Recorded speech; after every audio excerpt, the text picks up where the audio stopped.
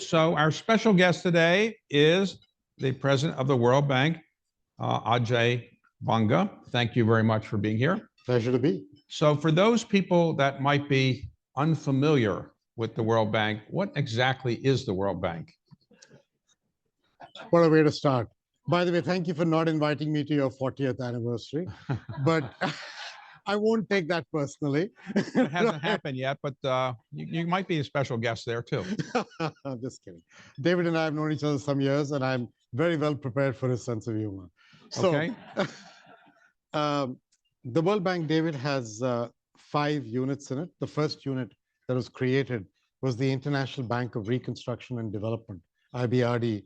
And that was what was created during the Bretton Woods conference that we spoke of. This was after World War II. That's this was correct. set up largely, I thought, to help reconstruct Europe and Japan. Reconstruct Europe. And right. so there was a big debate on the topic of should development be added to the name or not, because it was reconstruction that was the primary focus. And eventually the founding folks who sat around there came to the conclusion that there would be a mission for this that went beyond the reconstruction. As it turned out, that is what happened.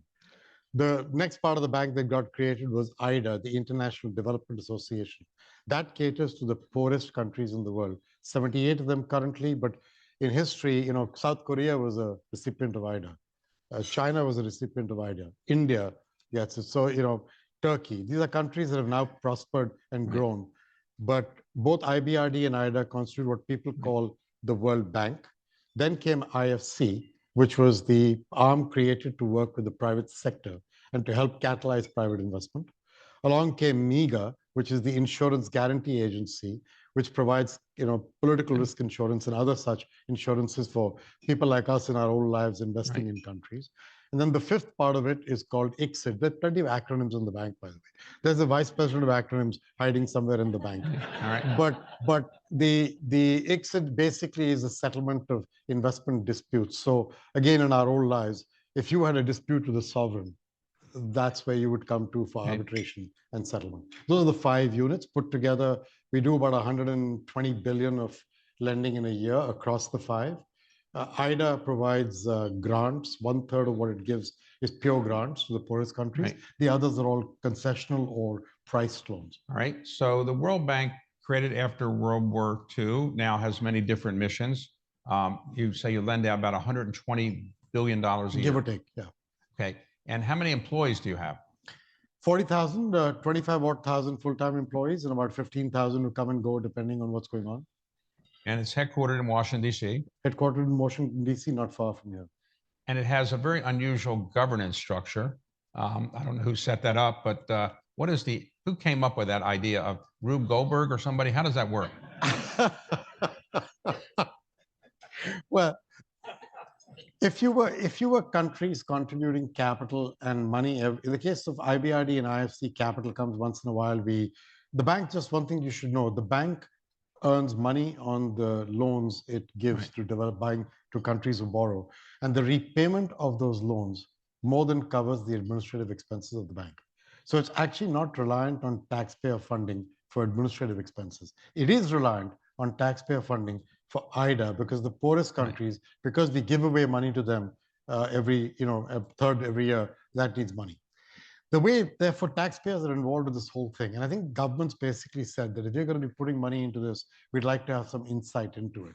That created this structure where there are 25 executive directors full-time who sit here in Washington, D.C. with some staff. Each of them represents either one country or a group of countries, depending on how much capital is coming from them. Now, the tradition, as I understand it, is there were 2 organizations set up after World War II. One is the IMF, the International Monetary Fund, and one is the World Bank. And there's an unspoken, I guess, rule or tradition that the IMF head is picked more or less by Europe, and the head of the World Bank is more or less picked by the President of the United States and then ultimately approved by the board. But it's always been the case that the American president's gotten who they wanted and so forth. So the World Bank and the IMF, you have nothing to do with each other, or you kind of work with each other, or they're just completely different purposes?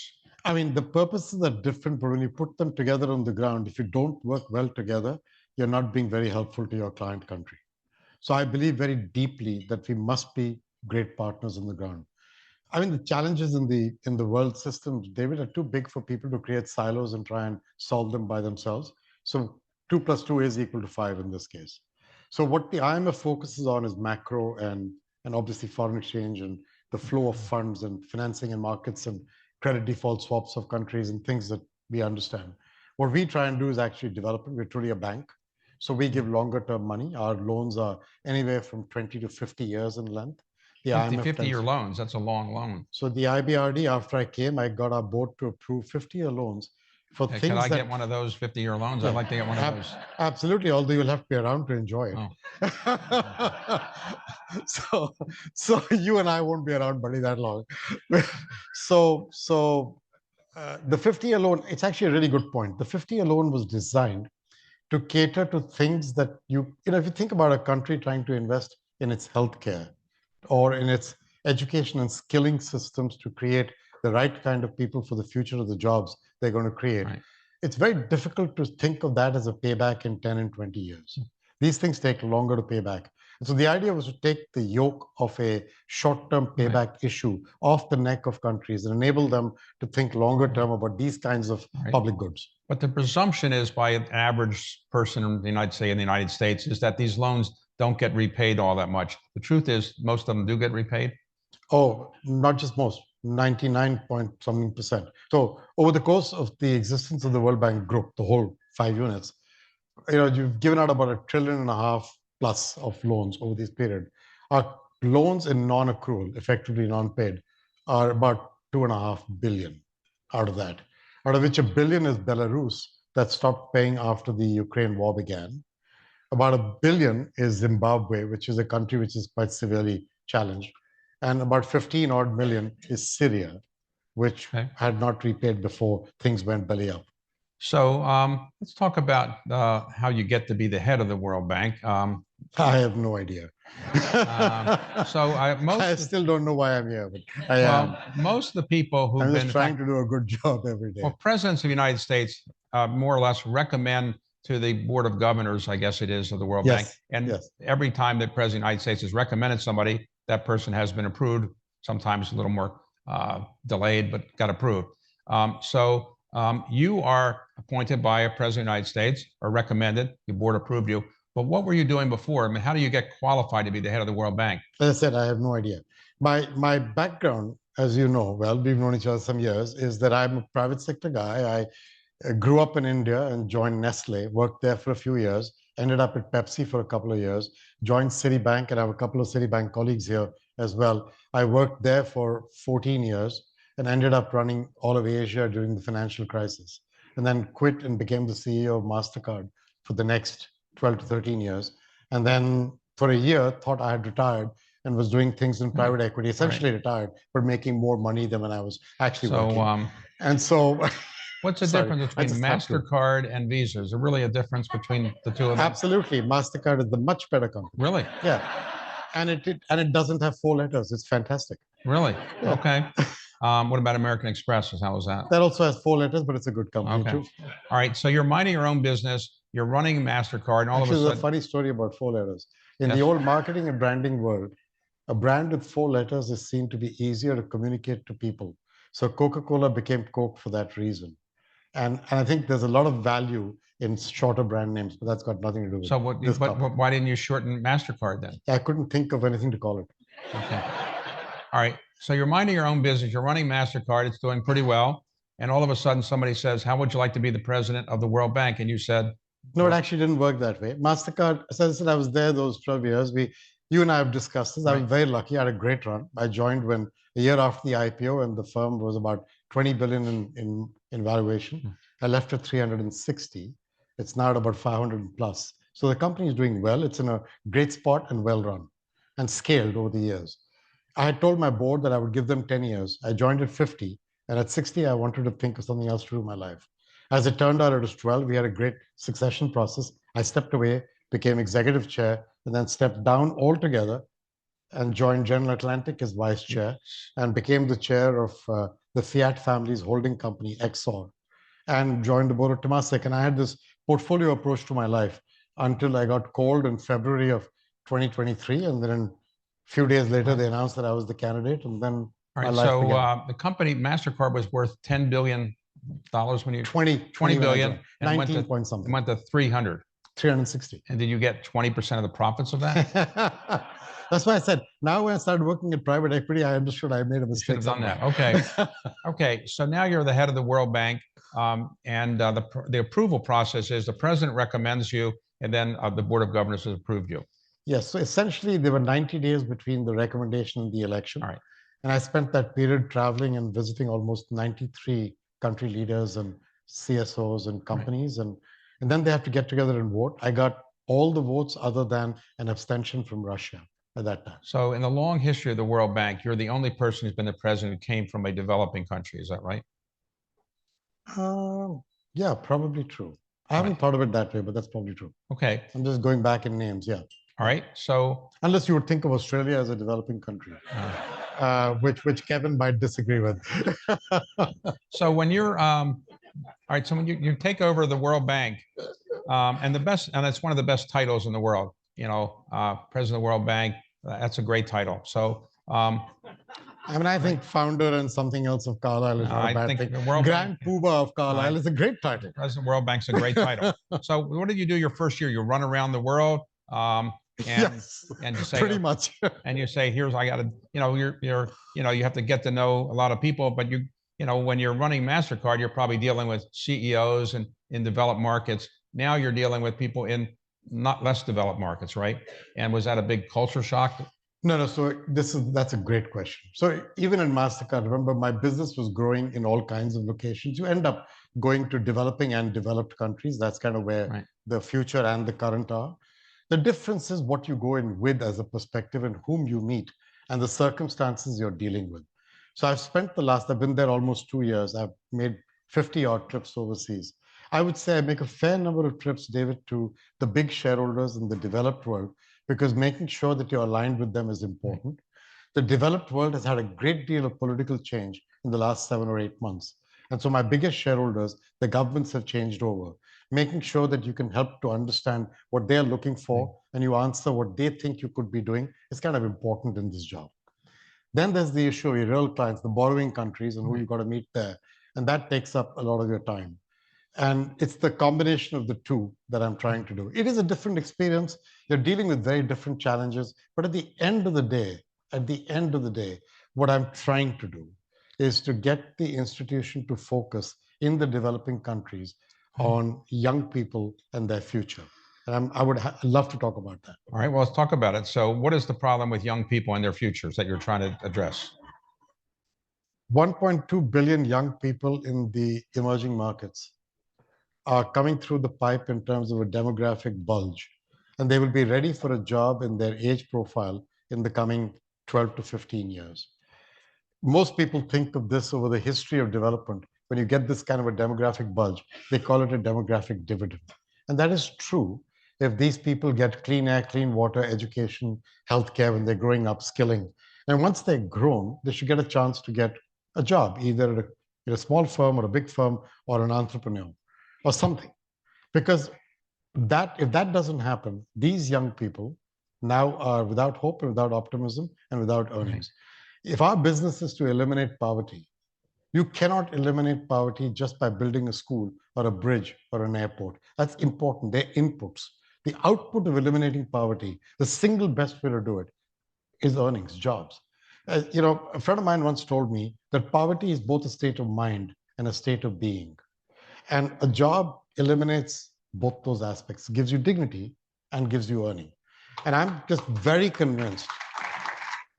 I'm just very convinced that this young population can be the driver of growth for all our Western companies and our children and our grandchildren if we get them productive employment with the dignity that brings. And I'm trying to make the bank focus from the inputs are important. That's how we deliver.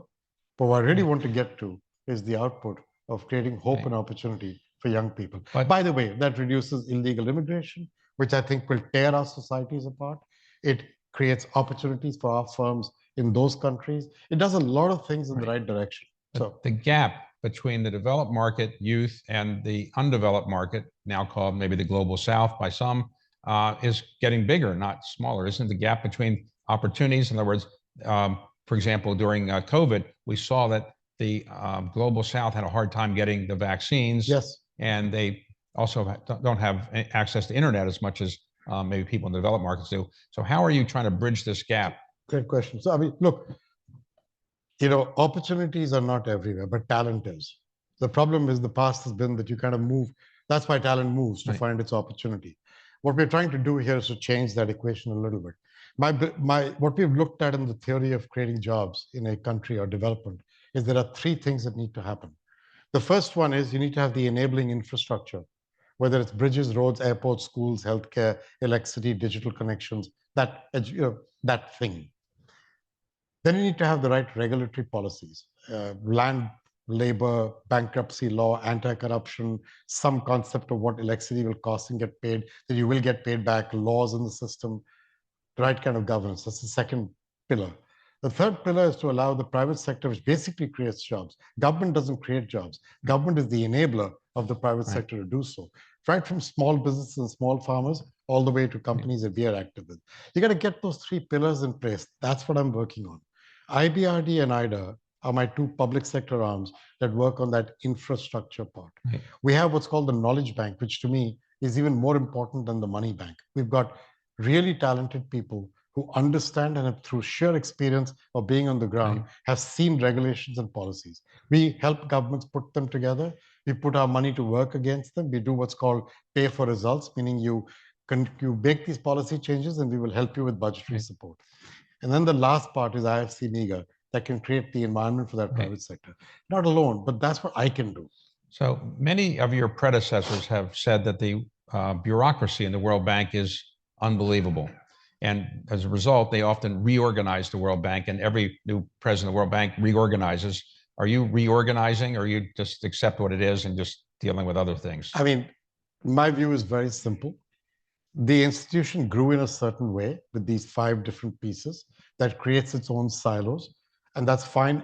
I don't believe in driving a car by looking in the rearview mirror. I'm focused in the front. To me, in the front, if you're going to create jobs with those 3 pillars I spoke of, you have to work together.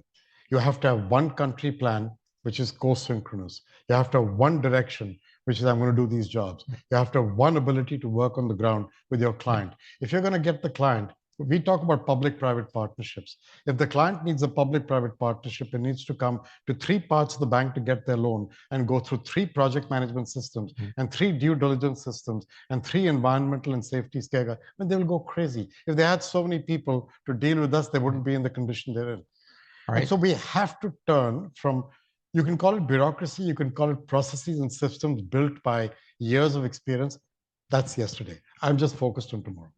Okay. So today, the World Bank has how many employees total? 25,000 full-time, 15. You're forgetting things. You asked me. I want to. I got to help you with this. No. So full-time. 40,000. 25,000 full-time. 25,000, and part-time is? Consultants, 15,000. Okay. But it has an unusual structure, which is that you have people who are on the board, but they also work there. Isn't that unusual? They work there in the sense they're full-time in the institution. They don't work there as in, they're not helping us either implement projects or design them on the ground in countries. They're part of the governance system. They represent their countries or their shareholders to ensure that their shareholders' interests are available here. The shareholding is important. The United States is 17% of the IBRD, which is the mothership.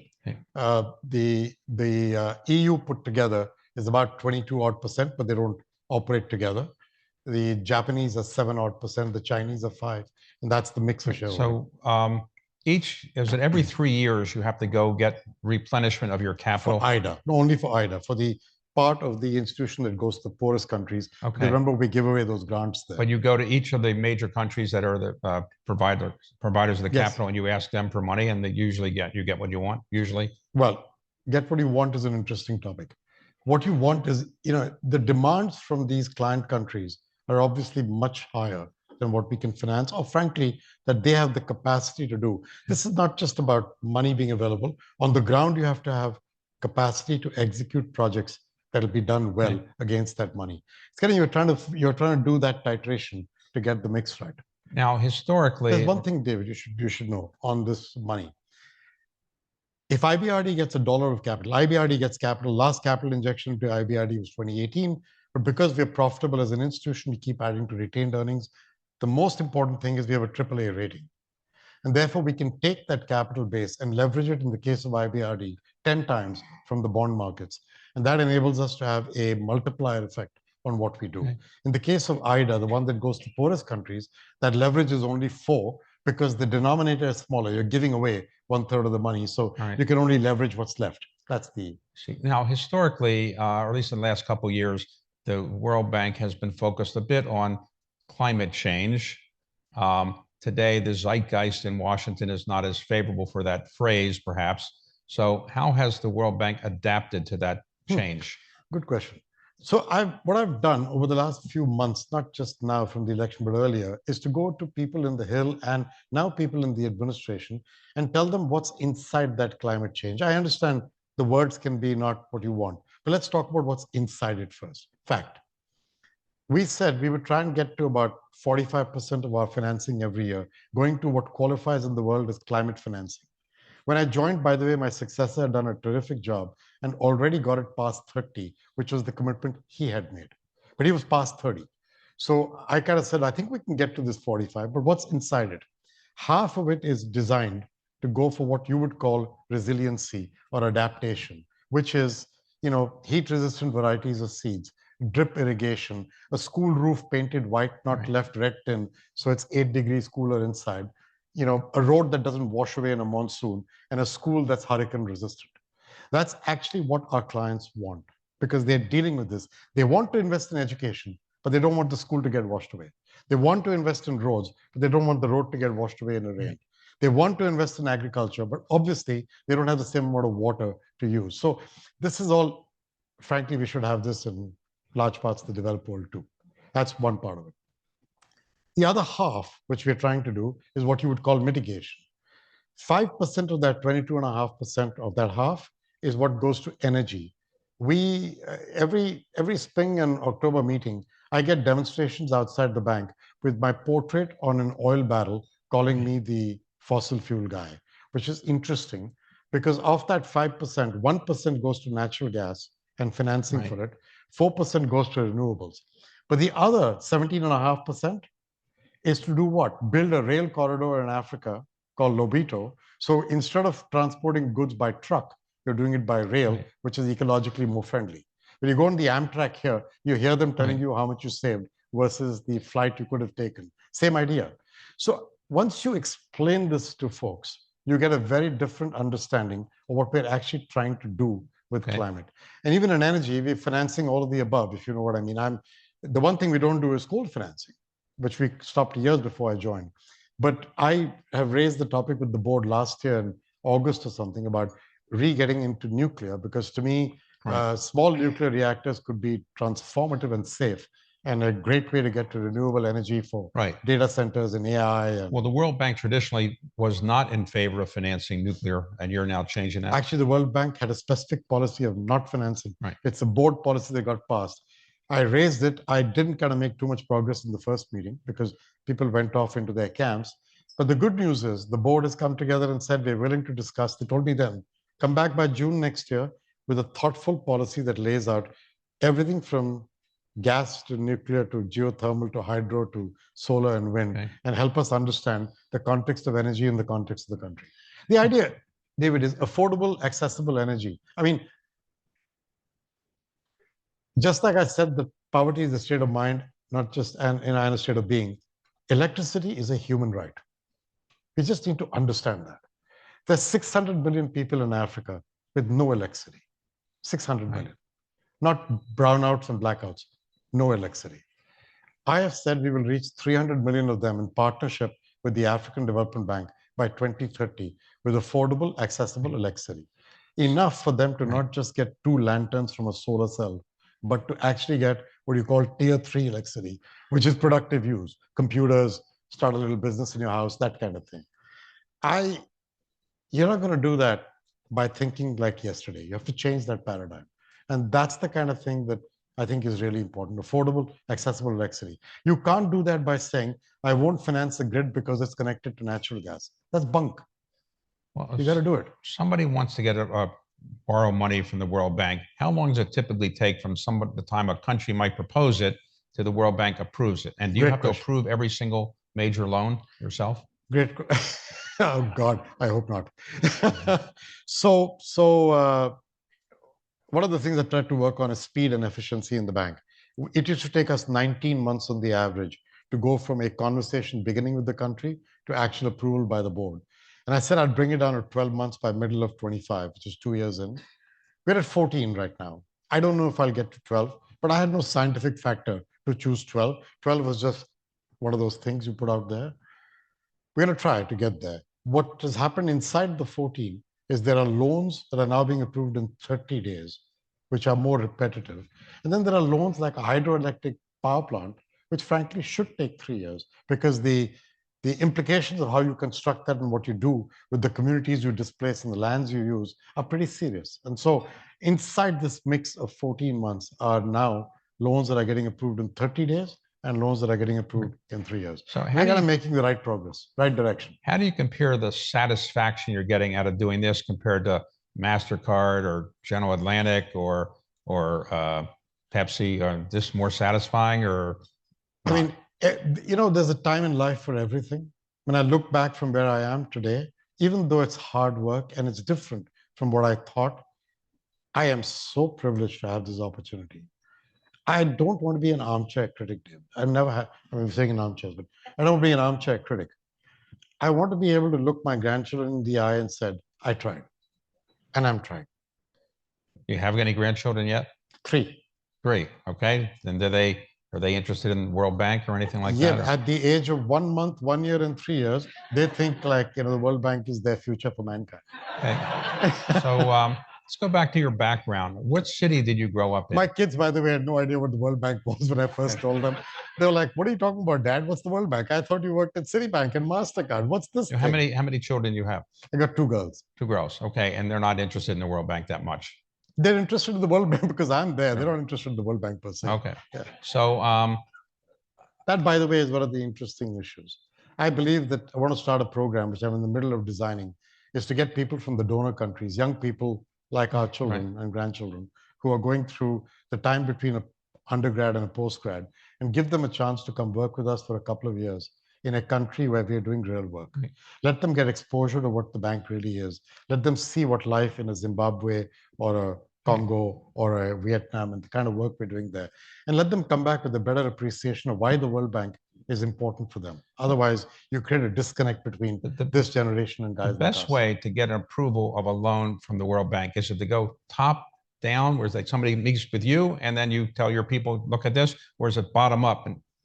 No, so the best way to get a connection at a country level, we're doing this, the Argentinian ambassador is here.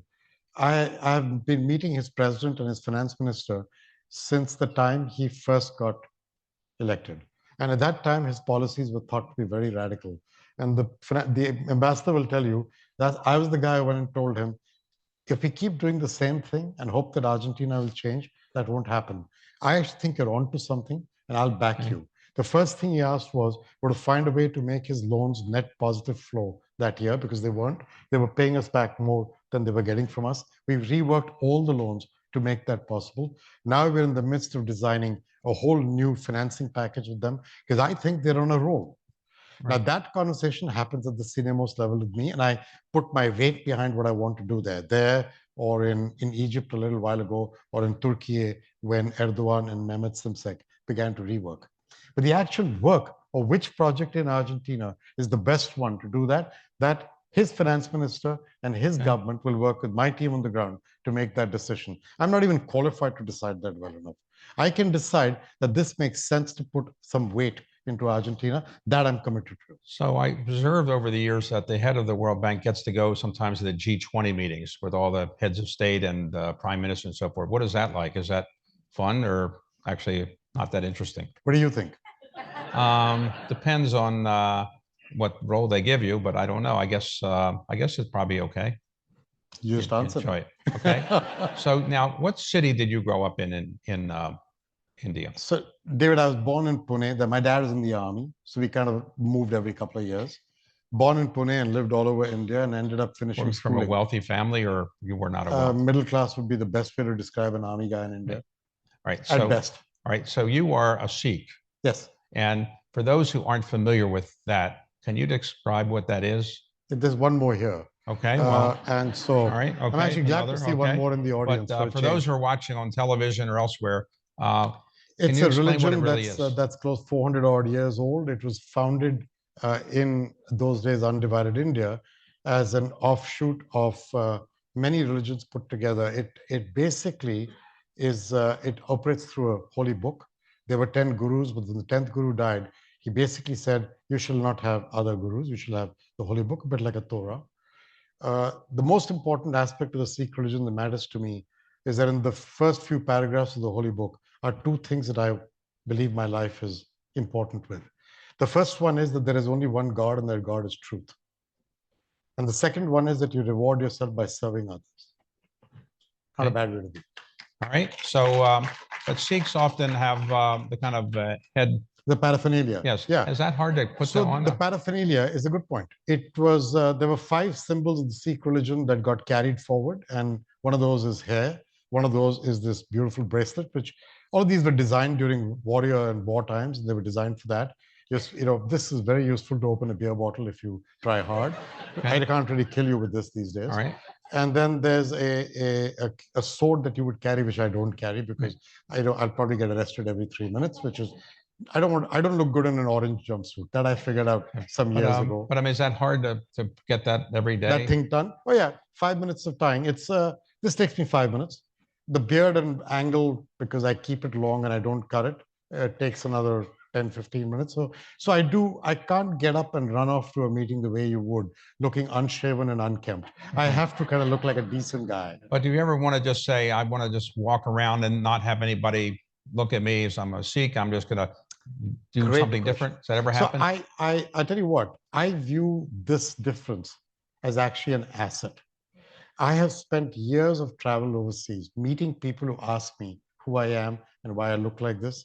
I've made friends in that process. Even today, I have at least 15 or 20 friends across the world who write to me that I met randomly at an airport or at a train station asking me about my religion.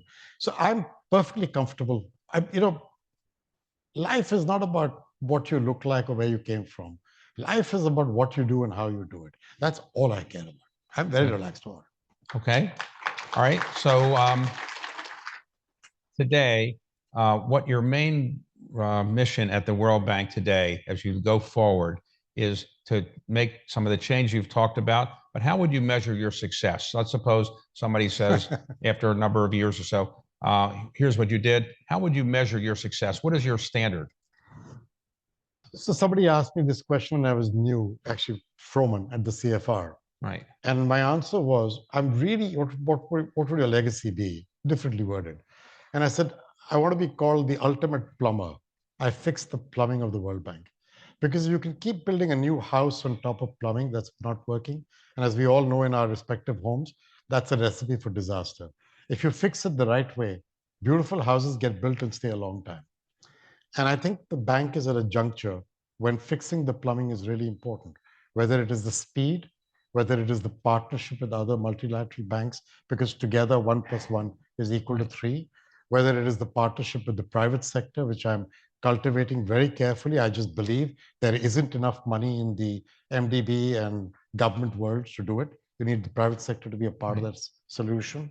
Whether it is this pivot to jobs and what it can do for cutting down illegal migration and building opportunities, all that, nothing is possible without fixing the plumbing. We used to have in our corporate scorecard 155 items to measure. I brought that down to 22. I put it on a web. You can click on each of those. It'll click you down to individual projects to see how the project is doing vis-a-vis what we said we would do. Transparency is my friend. I won't get it all right. I will screw things up. But you should evaluate me by how I fix things when I get to know, rather than just a point of time. And I am committed to that as what I'm trying to do. I'm trying to fix the way it works so that it's the ultimate vehicle of growth for this jobs idea. Jobs is what I want to be seen as the transition of the bank for. I want to move this bank from working on input to working on the output of jobs, because that's the ultimate way to put a nail in the coffin of poverty. Okay. That's what I'm into. So how do you relate to the Congress of the United States? They approve money, I guess, for you Yes, time to time. every And- year. And Yeah, on that IDA part every year. and That's is the way it it works. fun going up and talking to the members of the Congress or not so It's much? as much fun and going regularly to G20 and G7 meetings. Right. Same type of fun. The reality is, I view this as it is taxpayer money. And therefore, that's their responsibility. And it's not my birthright. And so I've had this belief long back. You engage, some people will agree with you, some won't. But so long as you engage with respect, you will more or less get people to back you. And I've been trying to do that from the day I came in here. And what I do is I talk to them about why is it important that the bank is useful? What is it doing? And I don't think governments do charity. I think governments do national interest. And I'm a believer in that. I don't think we should be talking about charity. This is not charity. Charity, I'm not a charity bank. That's the development. There are lots of humanitarian organizations, and the government can decide how much of its budget in any country it wants to put into that. I'm a development bank. My job is to provide equity and loans in an effort to create the right environment and opportunity for those jobs. So I have no problem explaining that and talking about it. So if you go to a cocktail party and somebody says, well, what do? You say, I'm the president of the World Bank. What's the immediate reaction? Do they say? Mostly they say, oh, wow. Right. And then I said, no, don't say, oh, wow, do you know what I do? And they say, not really.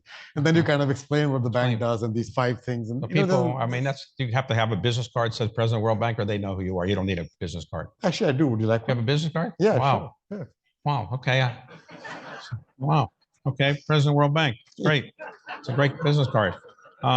So what does your family say? You're making a fair amount of money. You're running MasterCard, then you're at General Atlantic, and then all of a sudden you go cold turkey and you make, I assume, a lot less money now. I forgot how much less, but you don't care. I spend way beyond that to be able to live in this beautiful city. So that my family think I'm a dumb cluck probably in the beginning. But at the end of the day, once they understood what I was getting up to, I have nothing but support from them. My sons-in-laws, both of them, who were born here and American citizens, and a Jewish kid and an Irish Catholic kid. I mean, their families, my kids, the amount of encouragement I get from them for what I'm doing is amazing. Wow, that's well, your grandchildren, they're part Sikh, part Jewish, and really smart, right? Yeah, I mean, well, the smart, we can discuss where the smart part came from, but So now, did your parents live to see your? No, so I lost my mom died about 8 or 9 years ago at the age of 93. My dad passed away a few years before that. So that was before I was at MasterCard when both of them passed away. And you have siblings? I have a brother who lives in London and a sister who lives in Houston. And are they impressed that you're the head of the World Bank, or they tell people that your brother's the head of the World Bank? They're both elder than me, so it's a little difficult to say they're impressed with their younger brat, who's now 65 years old. But I have a terrific, my brother and I have gone through the corporate careers together. I think of him as a true role model, and he's done an amazing job. Not only was he at Unilever and then Clayton Dubilier Rice for a long time, but he also does a lot of work with the UK government on managing their investments through their treasury and other places. Big philanthropist. He's not like you. But he's not the president of the World Bank. He's not. He's not. So if you were starting the World Bank over again, de novo, how would you change the structure? How would you change what it does? Yeah, I think if I had to land from Mars and start again, one, I probably would think very carefully about how to create a much more common balance sheet. Their legal vehicles create enormous complexities. And I would find it because at the end of the day, clients want solutions that cut across the different things we can offer. Finding a way to make that simpler is what I'm trying to do today. I would probably have done a lot more work on that. The second thing I'm trying to do, which I would have done in starting, is to move more people out of Washington, D.C. closer to the clients. So for example, regional vice presidents are currently based here. We have announced that we're going to move them out into the regions closer to their clients. Is that popular? I have no idea, but we're doing it. And so, because I just believe that If you're going to be 15 hours flying time away from your nearest client, that's a problem. I don't want the regional vice president to believe their job is to manage me or the board. Right. Their job is to be where the client is. And I think it's a fundamental premise that designing the organization and its construct for being client focused rather than managing the system and the bureaucracy and the board, that's a change of focus. I'm having to get it done. It would be so much easier if that is how it was built on day one. Okay. So, And there are good reasons for why we've ended up the way we have. Don't get me wrong. It's just that I wouldn't do it this way today. The second thing I think is this private sector arm, the mobilization of private capital. IFC, the International Finance Corporation, mobilizes about $1.50 for every dollar of its own balance sheet. And I understand that if we keep doing it even better, maybe we'll get to 2.5. The challenge is the amount of private capital that's required in the emerging markets to do all the things we're talking about is not going to be done with 2.5. You're going to need 20. That means business has to be different, not just better. And I think one of the biggest differences there, David, is we used to be an equity shop. And then back in 07, 08, or 09, when the financial crisis hit, we're subject to gap accounting. The equity shop took a lot of hits. That created the need for the shareholders to put capital back in. That's not a pleasant discussion for obvious reasons. right. And so that led to the bank swinging towards becoming more of a debt shop. Debt's important. But if you take women in the emerging markets, they don't have assets in the name. You give them debt, they'll raise some more capital. You give them equity, they'll raise a lot more. And you know this, equity is worth much more than debt in terms of mobilization. We've got to find a way to become a better balance between how much equity, how much debt. We've got to find a way to have a better balance between originating one project at a time versus being more like a private bank or a Morgan Stanley or something where guys like you and I can go in and see products that are not just manufactured by Morgan Stanley, by many others, Right. and you can pick and choose what you want to invest in with different fees and maturities and so on. Think of us if we could play that role. If I could originate these loans, be the catalyst who commits the money to it, bring it into a digital platform and expose it to 200 investors, sovereign wealth funds, pension funds, the family office of David Rubenstein, and so on. Right. And then really catalyze money. Those are the kinds of things I'm trying to get to. Change the model and paradigm from trying to do what we're doing better, but change it to actually what I think will mobilize private capital at a scale that is very different from today. There is just not going to be enough money from shareholders through donations and capital contributions to do this without getting the private sector into it. So when you're the head of MasterCard, you can fly around, I assume, on a corporate jet. Now you fly commercial. Yes. And although MasterCard didn't have its own corporate jet, we had NetJets contracts. Okay, all right, whatever you had. Now you're making connections here and there, and the time you get to the place you want to go, you might have the two connections. Welcome to my life. So is that frustrating that it takes forever to get to these places? It is what it is. And I said, it is what it is. I just take it and move forward. There are places where you would use a private jet. For example, I went to a little island called Tuvalu in the Pacific Islands. Kevin is very familiar with it. And it's a critical island because one, it's sinking, but two, the Pacific Islands are quite an important neighborhood for many countries in that region and have a strategic and geopolitical opportunity as well. So I went there to visit them. No World Bank president had ever been there. The last World Bank president to visit the Pacific Islands was 40, 50 years ago. I just believe that's wrong. You got to get there. Now, it's damn hard to get there, but you can fly to Australia easily. You can get to Solomon Islands or Fiji. You want to get to Tuvalu, you're going to have to use a plane. That's fine. So when you got there, do you say, what am I doing this for? Or you're happy you got there? No, I will tell you, I was very disturbed when I landed in Tuvalu by what I saw. Because I saw an 11,000 person island, which is essentially inexorably sinking into the sea.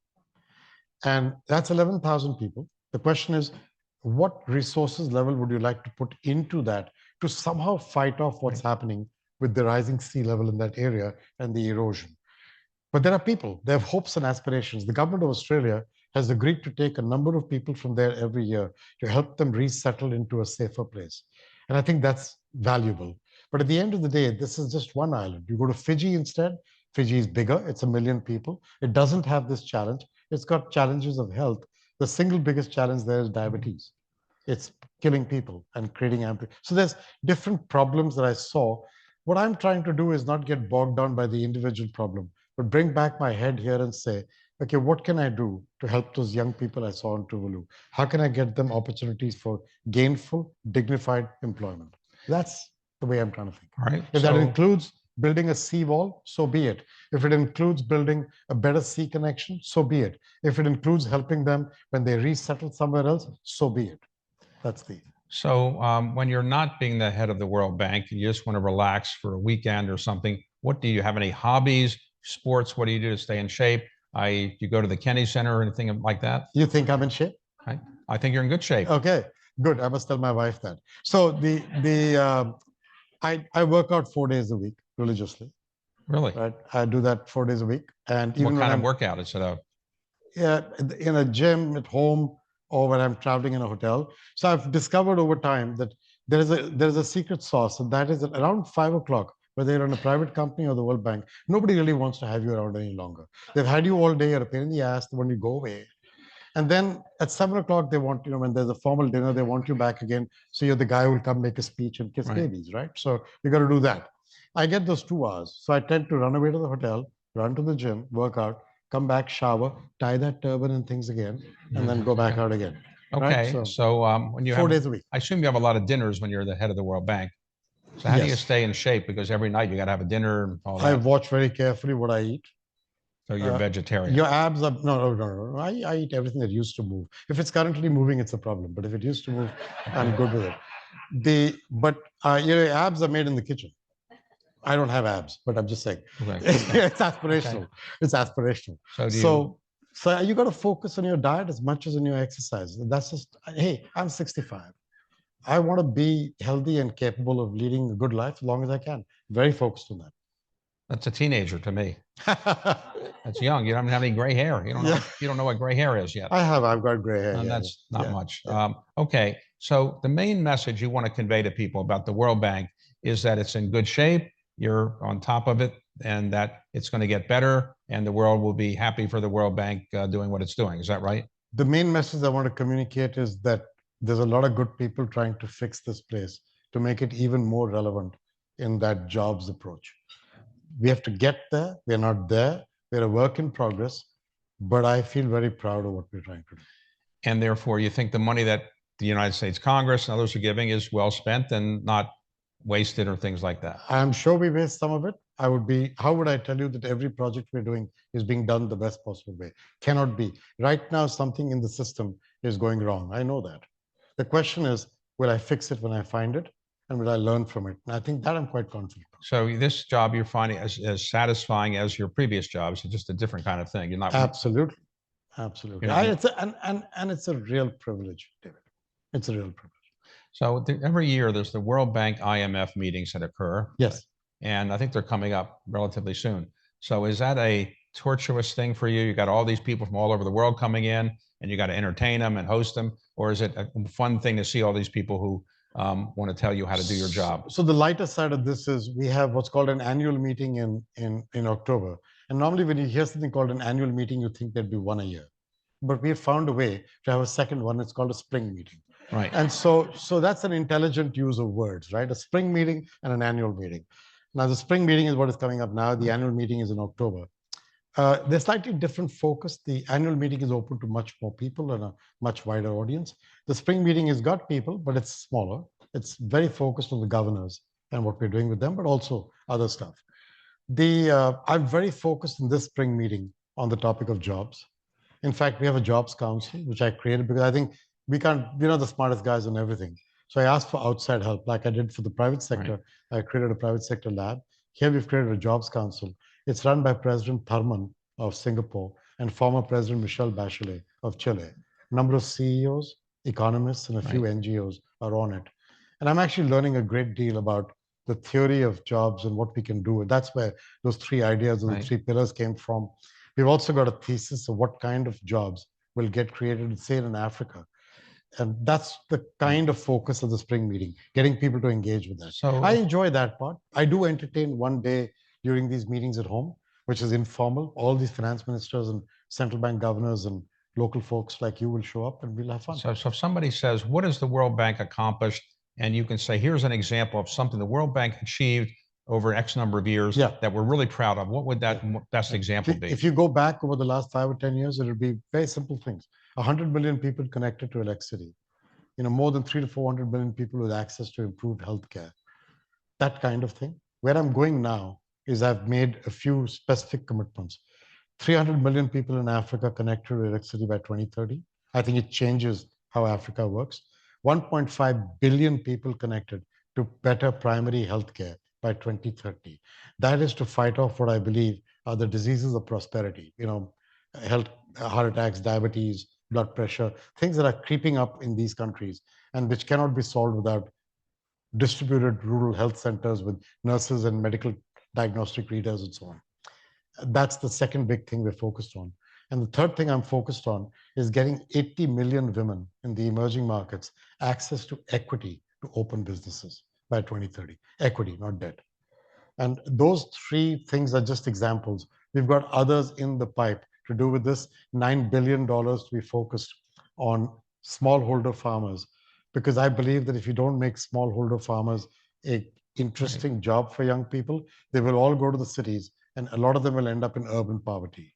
To keep them in that farm and earning well, you need to create the right conducive environment, cooperatives that help them. They can access markets, fertilizer, seeds, better technology. That kind of work is what we're trying to do. So Abraham Lincoln, all focused on the jobs angle. Abraham Lincoln famously said, God must love poor people because he made so many of them. But you don't think it's inevitable there have to be so many poor people in the world, right? I think it's very challenging to change this and bend the arc. But what are you here for if you're not going to try? Well, very impressive job. I want to thank you very much for the job you're doing and giving up the wealth of your private sector career. And I got some with me. Don't worry about it. Okay. So let me give you a gift. Thank you very much. Thank you. Congratulations.